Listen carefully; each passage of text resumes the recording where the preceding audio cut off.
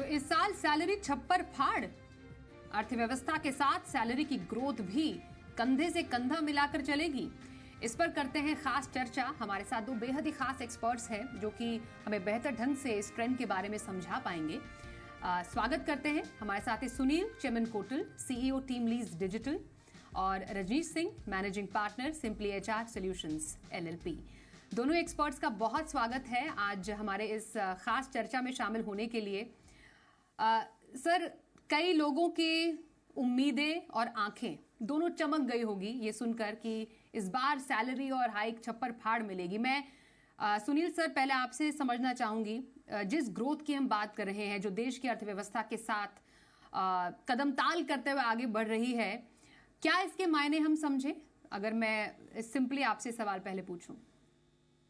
ये बहुत अच्छी खबर है कर्मचारियों के लिए, खासकर ऐसे एनवायरनमेंट में जहां हर जगह तनाव है। कहीं वॉर हो रहा है और कहीं पे नौकरियां छूट रही है। तो ये सब माहौल में ये न्यूज़ बहुत बेहद खुशी की बात है। और इस बार हमने देखा है कि नई हायरिंग में थोड़ा सा कॉशियस है, लेकिन जब आपकी इंक्रीमेंट्स की बात आएगी वहां पे आपको उतना प्रॉब्लम नहीं दिखेगा। अक्रॉस सेक्टर्स अगर हम देखा जाए तो हर सेक्टर में कंपनसेशन को इंक्रीमेंट्स मिलेंगे, आपके सैलरीज बढ़ेंगे। और जैसे कि सर्वेस कह रहे हैं कि 9 to 10% के बीच में आपका सैलरीज बढ़ेगा। हालांकि अलग अलग इंडस्ट्रीज में अलग अलग इंक्रीमेंट्स है, बट ओवरऑल अब अगर आप देखेंगे तो ये बहुत ही अच्छा इंक्रीमेंट है, एक्सेप्ट आईटी सर्विसेज इंडस्ट्री, जो आईटी सेक्टर की करंट प्रॉब्लम्स की वजह से थोड़ा सा कम है। 7%, 6.77% के इंक्रीमेंट्स है। बाकी सभी इंडस्ट्रीज बहुत अच्छा कर रही है, और जैसे जीडीपी ग्रो कर रहा है अपना, उसी साथ साथ आपका सैलरीज भी बढ़ेगा। और ये गुड न्यूज़ है आपके लिए। ओके, तो सुनील सर कह रहे हैं कि अच्छी खबर है, गुड न्यूज़ है।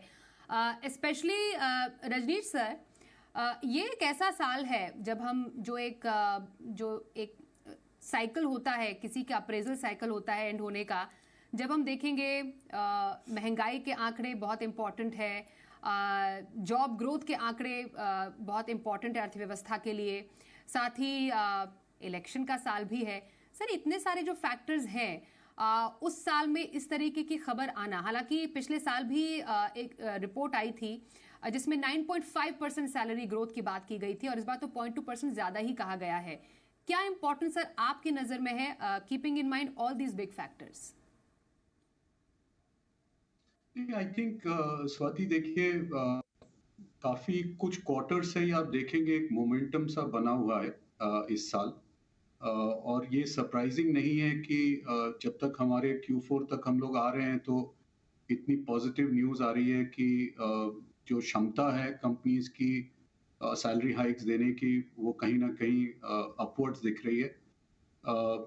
आपका टाइटल छप्पर फाड़, मैं थोड़ा सा वो अब मैं फिर जब कर्मचारी लोग देखेंगे तो उनको लगेगा ये तो 9% 5 से 9% 7 ही केवल हुआ है, इसमें कौन सी बड़ी बढ़ोतरी हो गई है। मगर आई थिंक इसको ओवरऑल देखना चाहिए हमें। और इसमें बहुत ही इंपॉर्टेंट फैक्टर है, जैसा कि आपने लिस्ट आउट किया कि यस, चैलेंजेस हैं इंडस्ट्री के लिए, बहुत ही ज्यादा चैलेंजिंग ईयर रहा है। ऐसा नहीं है कि बिल्कुल ही सब कुछ अपबीट रहा है। हमारे पास चैलेंजेस नौकरियां की भी रही हैं। बहुत सेक्टर्स में अच्छे लोग नहीं मिल पा रहे हैं नौकरी के लिए, उससे भी इंडस्ट्री काफी स्ट्रगल कर रही है। और जैसा कि हम लोग रिपोर्ट में आगे भी चर्चा करेंगे इसमें कि कहीं ना कहीं इंडस्ट्री के ऊपर ये बहुत प्रेशर है कि हम टैलेंट को किस तरह रिटेन करें। और उसके ऊपर अगर हम देखेंगे इस रिपोर्ट में, तो उसके ऊपर भी कहीं ना कहीं हम लोग देखेंगे कि उसके ऊपर भी बहुत ज्यादा हमें काम करना पड़ेगा। मगर जैसा सुनील जी ने कहा, बारिंग केवल आपका IT sector and consumer goods, बाकी जितने भी सेक्टर्स हैं सारे 9.5 to 9.7% में आ रहे हैं, जो कि बहुत एनकरेजिंग है। और कहीं ना कहीं इससे बहुत ही पॉजिटिव एक मैसेज जाएगा सारे सेक्टर्स में। बिल्कुल रजनी सर, आपने बिल्कुल इतने इम्पोर्टेंट पॉइंट यहाँ पर कहा है। जो आपने बिल्कुल 100% की बात की वो है टैलेंट रिटेंशन की, और मैं एक्चुअली इस सवाल पर आ रही थी। और इसका जिक्र सुनील सर ने भी किया। एक तो न्यू हायरिंग, जो नई वर्कफोर्स आना चाहती है या आएगी, और दूसरा टैलेंट रिटेन करना। एक अट्रिशन प्रॉब्लम रही है, खासतौर पर आईटी में हमने देखा है अट्रिशन रेट एक बहुत बड़ी समस्या रही है। और लोगों का सर काम के प्रति और जो एक अगर हम यूजुअल बोले 9 to 5 जॉब के प्रति जो एक रवैया है, जो एक माइंडसेट है, वो भी काफी बदल गया है।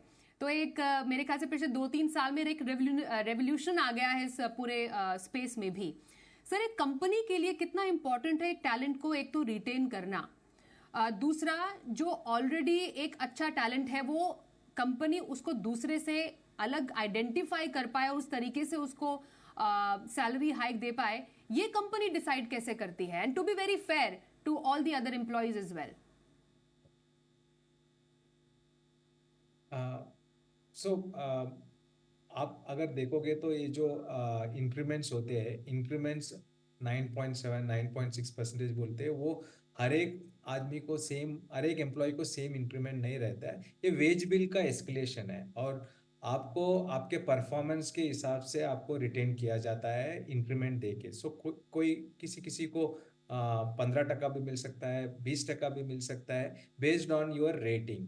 और ये पूरा प्रोसेस जो है वो अप्रेजल साइकिल जो कहा जाता है, उस टाइम में आपका रिटेंशन का को ख्याल रखते हुए ये वर्कआउट किया जाता है।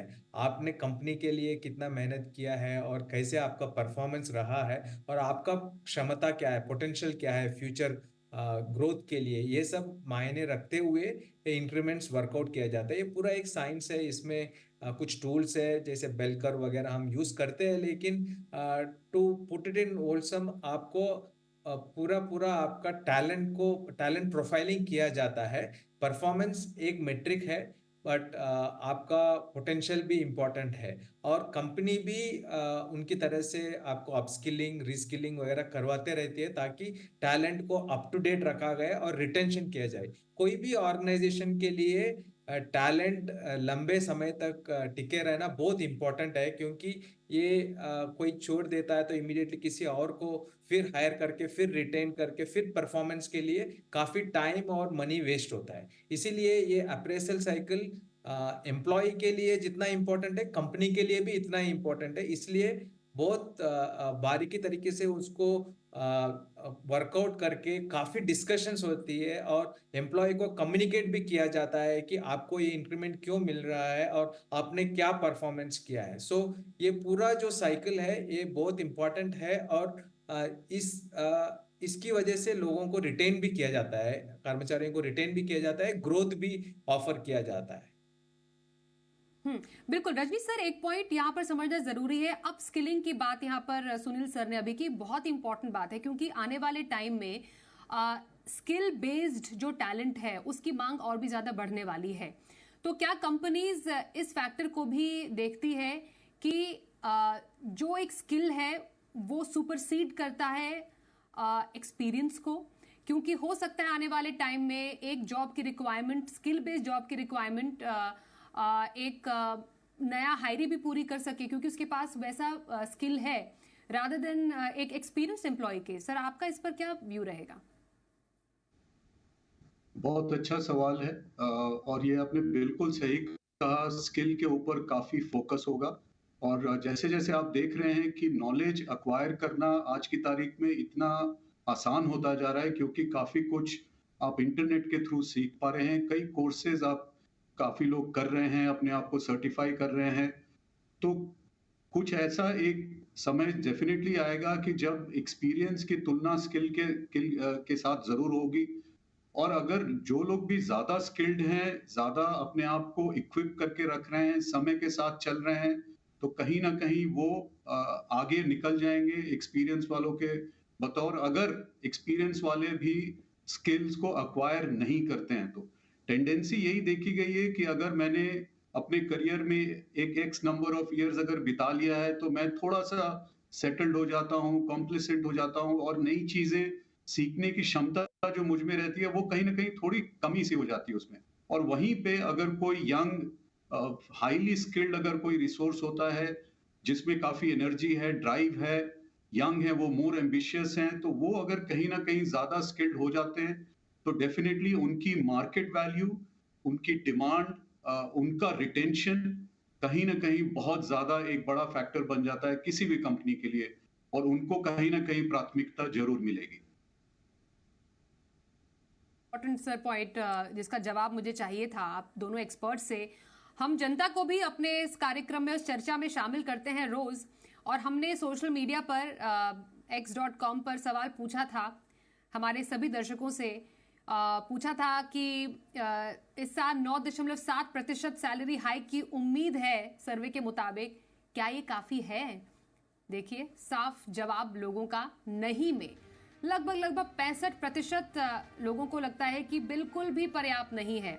और हम ये भी चाहते हैं कि हमारे जो तमाम दर्शक हैं हमारे साथ अपने जो राय है वो बांटें, और कई दर्शकों ने हमें अपनी राय भी भेजी इसको लेकर कि आखिरकार वो इस पूरे सवाल पर क्या राय देते हैं। उनमें से एक आध मैं राय पढ़ लूं।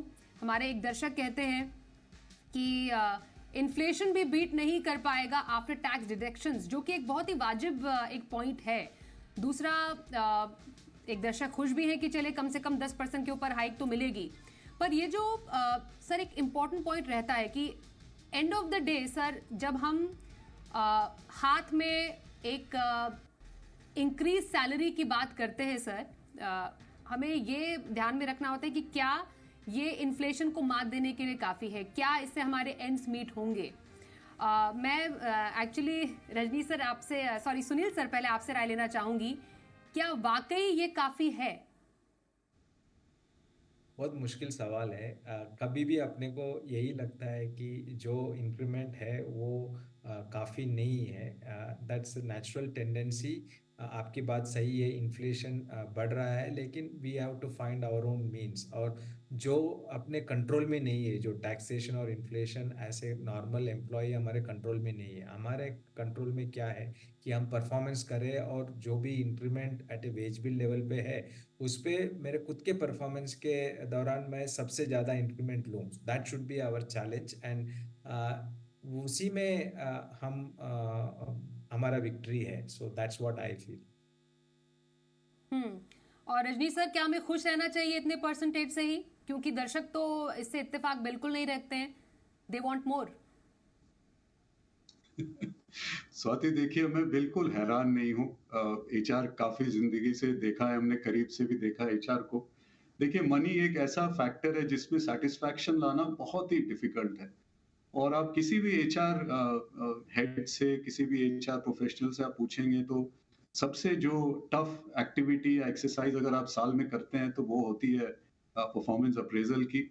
और जब इंक्रीमेंट्स अनाउंस होते हैं तो ये तो मान के चलते हैं कि एक आध महीना तो बिल्कुल ही मोटिवेशन ड्रॉप हो जाता है, चाहे आप जितनी भी हाइक करें। तो मैं बिल्कुल हैरान नहीं हूं कि 65% लोग इसको बिल्कुल ही नहीं समझते कि काफी है।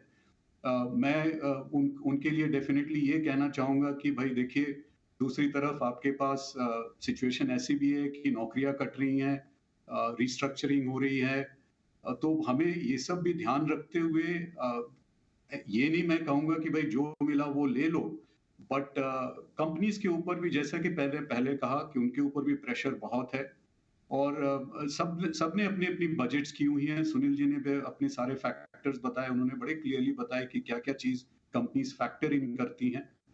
और जहां तक हो सके, मैं अभी भी मान के चलूंगा, अगर आप देखिए जापान अगर 2.5% दे रहा है और हम लोग अगर 9.5 दे रहे हैं, तो कहीं ना कहीं यस, जापान की शायद सैलरीज बहुत हाई होंगी तो इसीलिए 2.5% वहां के लिए ज्यादा है। बट मैं ये मान के चलूंगा, और लोगों को ये मान के चलना चाहिए कि जिस तरह की स्थिति है, ये बड़ा डिसेंट सा इंक्रीज है। बट राइडर मेरा इसमें यही रहेगा, यस प्राइस राइजेस हैं, टफ है, सिंगल इकोनॉमी, सिंगल इनकम के लिए टफ होता है एक आज की तारीख में घर चलाना। तो यस, इसमें अपने आप को किस तरह बजट करके रखते हैं, और जैसा सुनील जी ने अंत में कहा, अपने आप को जितना हम सक्षम बनाएं और अपने आप को प्रोडक्टिव बनाएं, ताकि हम उनमें से आए जो कि हाई रिटेंशन वाले एम्प्लॉयज में आए, जिनको कि ज्यादा इंक्रीमेंट प्राप्त होगा।